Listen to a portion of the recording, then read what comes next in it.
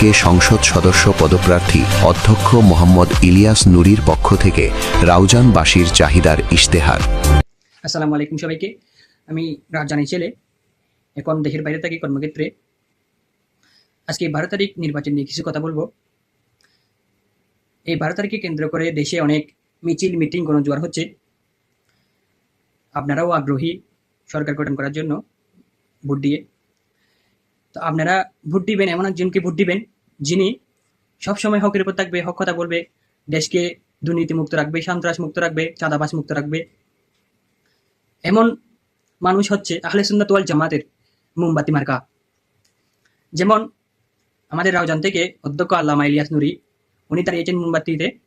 এরপরে পাশাপাশি আপনার পটিয়ার 12 সৈয়দ এন্ড মোহাম্মদ পিয়ার, উনি দাঁড়িয়েছেন মোমবাতিতে।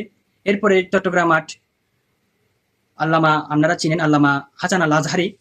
এরপরে হবিগঞ্জে আল্লামা মুফতি গিয়াসউদ্দিন আল কাদরি, ওনারা দাঁড়িয়েছেন।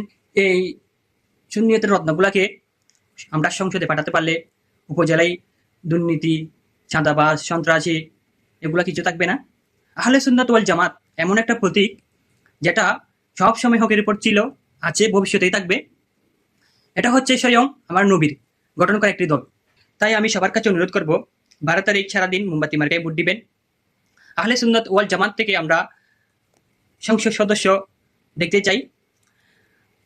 আহলে সুন্নাত ওয়াল জামাত সংসদের প্রার্থী থাকলে কোনো উপজেলায় দুর্নীতি, সন্ত্রাসী, চাঁদাবাজি এগুলো থাকবে না।